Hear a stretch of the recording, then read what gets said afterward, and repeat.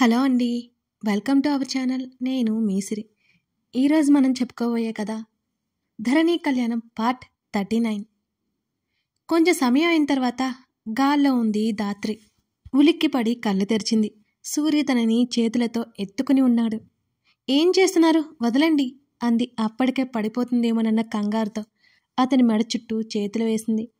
ధాత్రిని ఒక చూపు చూసి ఆమెని బెడ్ మీద పడేశాడు. అంతా మీ ఇష్టమేనా అంటూ బెడ్ దిగాలని చూసింది. వెంటనే ఆమె నడుము చుట్టూ చేతులు వేసి బెడ్ మీదకి లాగాడు సూర్య. అతని చేతుల స్పర్శకి బిగుసుకుపోయింది ధాత్రి. చెప్పింది చేయకపోతే ఏం చేస్తానో నాకే తెలియదు అన్నాడు కోపంగా. అతని చేతలకి మాటలు రావట్లేదు ఆమెకి.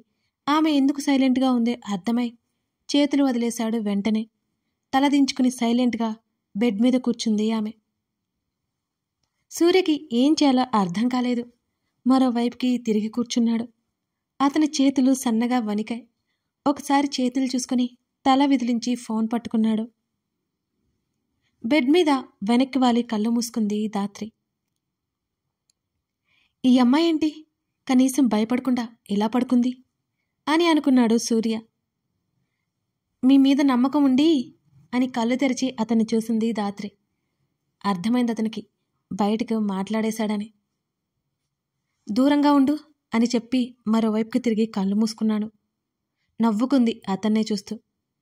మిమ్మల్ని అంత తేలిగ్గా ఎందుకు నిద్రపోనిస్తాను, చెప్తా మీ పని అనుకుంది ధాత్రి. కొంత సమయం తర్వాత సూర్యకి దగ్గరగా జరిగింది.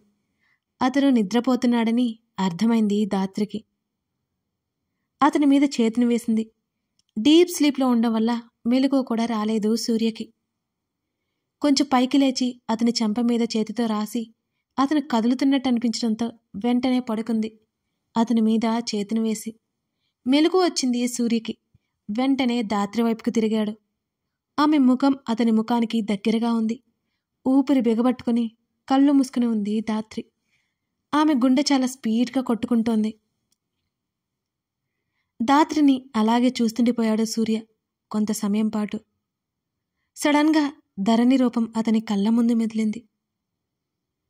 తన మీదున్న ధాత్రి చేతిని తీసేశాడు. వెంటనే అక్కడి నుంచి లేచాడు. తల విదిలించుకుని బాల్కనీలోకి వెళ్ళిపోయాడు. సూర్య వెళ్ళి తెలియగానే లేచి కూర్చుని బాల్కనీలోకి తొంగి చూసింది ధాత్రి. గట్టిగా జుట్టు పట్టుకుని అసహనంగా అటు ఇటు తిరుగుతున్నాడు సూర్య. ధరణితో మాట్లాడాలని గట్టిగా నిశ్చయించుకుంది ధాత్రి.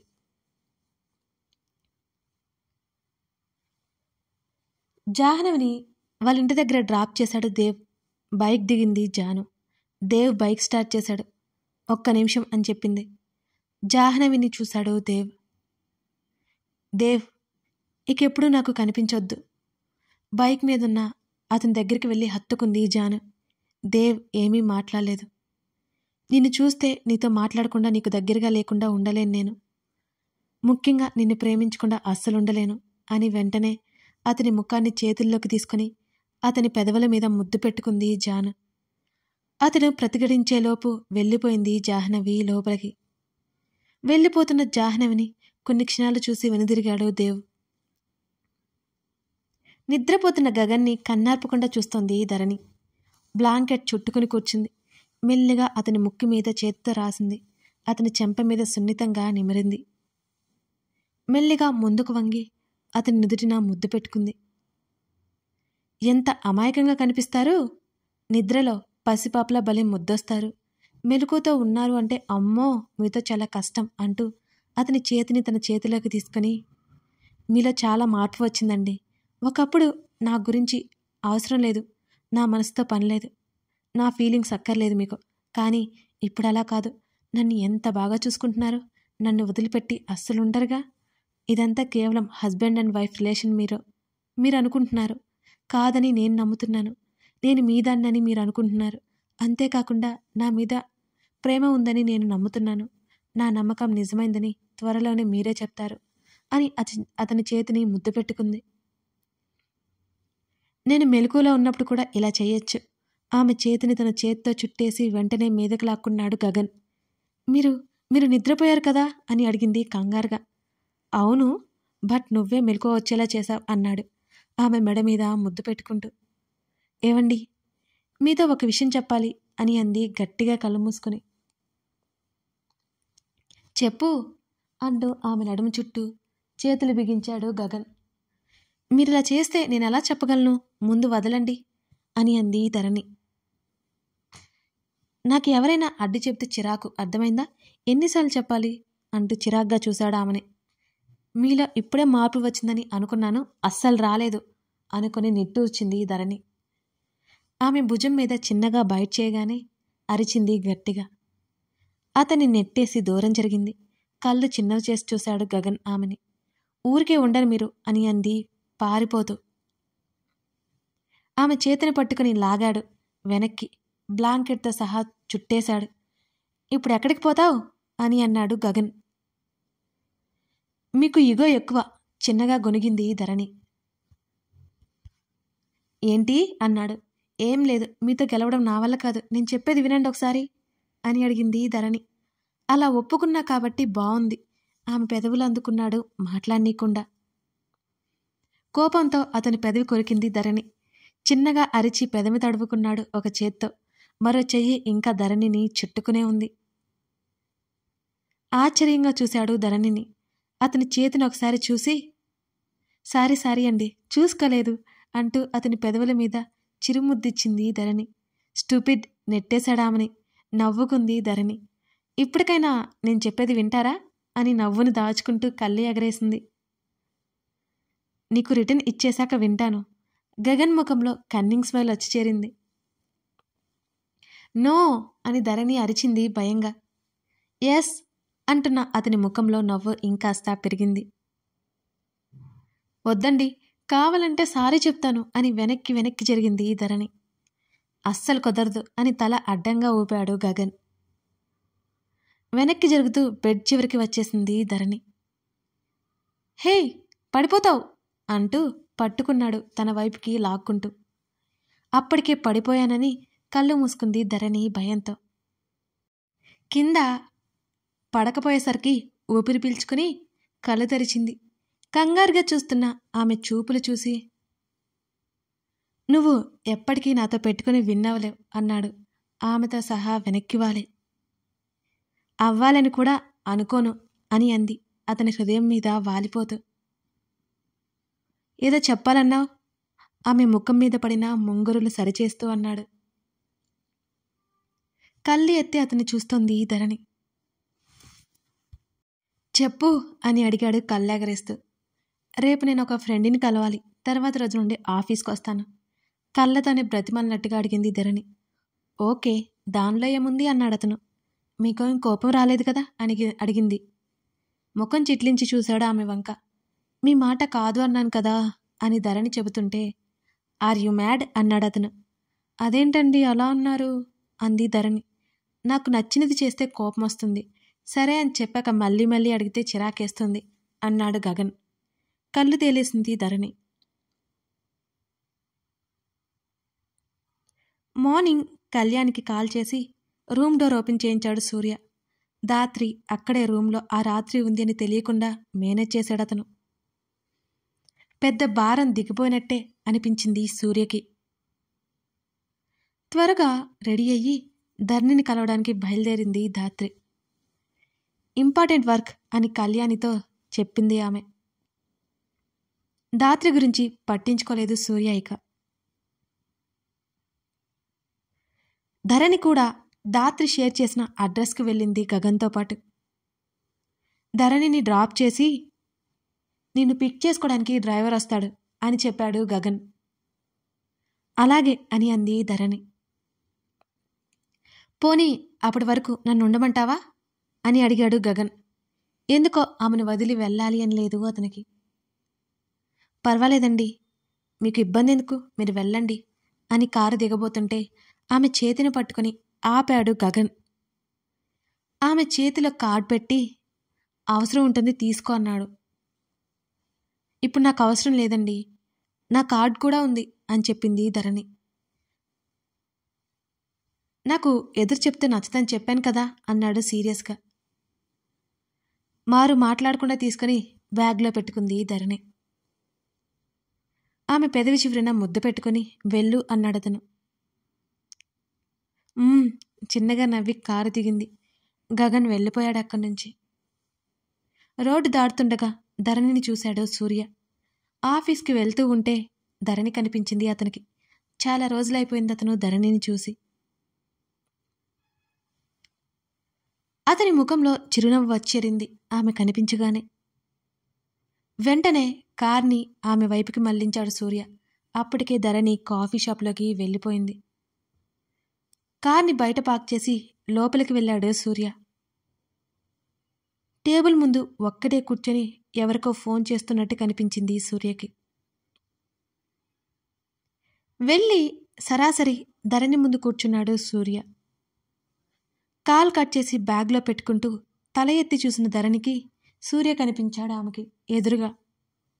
కళ్ళు పెద్ద చేసి చూసింది. నవ్వుతూ కనిపించాడు సూర్య. హాయ్ ధరు అన్నాడు. నువ్వేంటిక్కడా? ఆశ్చర్యంగా అడిగింది ధరణి. కాఫీ షాప్లోకి వచ్చిన దాత్రి ధరణి కోసం ఆ హాల్ అంతా వెతికింది. ధరణి కనిపించింది. రిలాక్స్డ్గా వెళ్లేలోపు ఎదురుగా ఉన్న సూర్య కనిపించాడు. దాత్రి అడుగులు ఆగిపోయాయి. ఆ హాల్లో మరోవైపు నుండి మెల్లిగా సూర్య వెనుక టేబుల్ ముందు కూర్చుంది దాత్రి. సూర్యని చూసి షాక్లో ఉన్న ధరణి దాత్రిని గమనించనేలేదు. నిజం చెప్పనా అబద్ధం చెప్పనా అని అడిగాడు నవ్వుతూ. నవ్వుతున్నాడు. నా దగ్గర మాత్రం ఎంత కోపంగా ఉంటాడో అనుకుంది దాత్రి మనసులో. నిజమే చెప్పు అని అడిగింది సీరియస్గా ధరణి. ఆఫీస్కి వెళ్తుంటే రోడ్డు దాటుతూ కనిపించా. వచ్చేశాను నీ వెనకాలే అన్నాడు సూర్య గడ్డం కింద చేతిని పెట్టుకుని ధరణిని చూస్తూ. నేను వేరే ఫ్రెండ్ని కలవడానికి వచ్చాను, నువ్వెళ్ళు అని అంది ధరణి. పర్లేదు రానివ్వు, నేనుంటే ఏమైంది అని అడిగాడు సూర్య.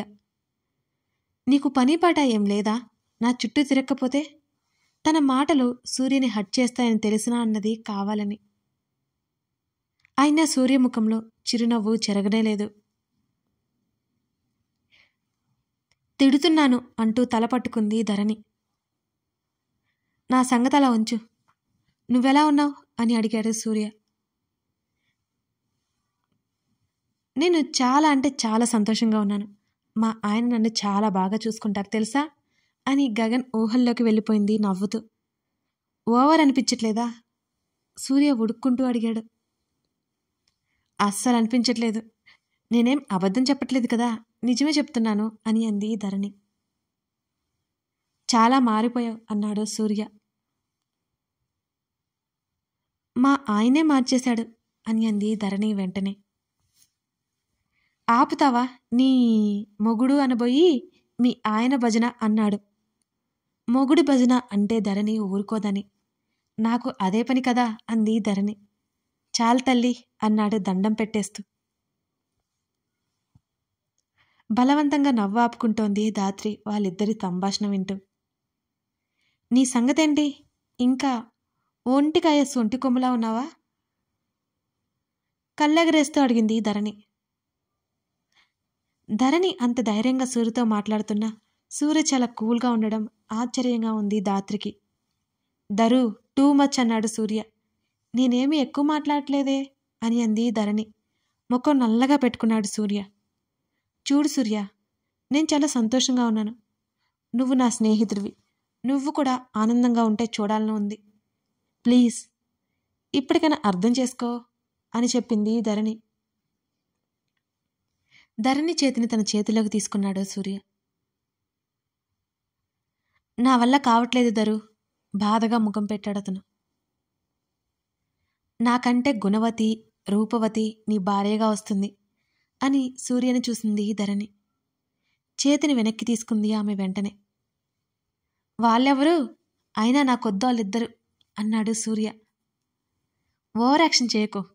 సరే గాని మొన్నొకసారి మీ ఇంటి టెర్రస్ మీద ఒక అమ్మాయిని చూశాను, ఎవరామె అని అడిగింది ధరణి. దాత్రి షాక్ అయింది. మీ ఇంటికొచ్చావా అని అడిగాడు సూర్య. అవును అని చెప్పింది ధరణి. కలవచ్చు కదా నన్ను అన్నాడు సూర్య. బుద్ధి లేదు నీకు, నోరు ముసుకుని వెళ్ళి ఇక్కడి నుంచి అంది ధరణి. చాలా కోపం వస్తుంది నీ మీద అన్నాడు సూర్య. కాస్త భయపడింది ధరణి. సూర్య కోపం ఎలాంటిదో తనకి తెలుసు. దేనికి అని అడిగింది. ఇంటి దాకా వచ్చి మీట్ అవ్వకుండా వెళ్ళిపోతావా అని అడిగాడు సూర్య. నువ్వు నాకేమవుతావని మీట్ అవ్వాలి నిన్ను?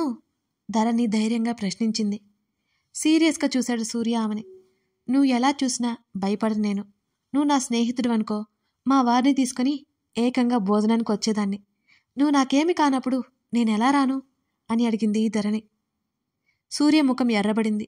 కష్టంగా కోపాన్ని తమాయించుకోసాగాడు అతను.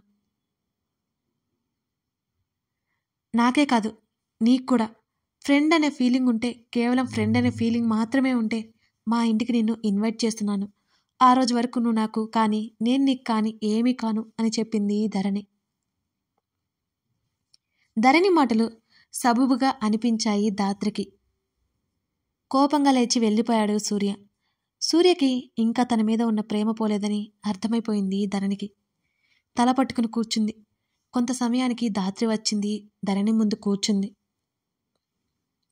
తల ఎత్తి చూసిన ధరణికి ధాత్రి అని చేతిని ముందుకు పెట్టింది ధాత్రి. ఓహ్, మీరేనా? కలవాలి అన్నారు? ఈ అమ్మాయిని ఎక్కడో చూశాను అనుకుంది మనసులో. కానీ గుర్తురాలేదు ధరణికి. కథ కొనసాగుతోంది. సూర్య ఎప్పటికి మారుతాడో? గగన్ ధరణిల బంధం ఎటువైపుకి వెళ్తుందో? ఇంతకీ ధాత్రి ధరణిని ఎందుకు కలవాలనుకుంటుంది? ఈ ప్రశ్నలకి సమాధానం తెలియాలి అంటే తర్వాత భాగం కోసం చూడాల్సిందే. ఈ కథ నచ్చితే లైక్ చేసి సబ్స్క్రైబ్ చేసుకోండి. అలాగే మీకేమనిపించిందో కామెంట్ చేయండి. Thank you for watching this video.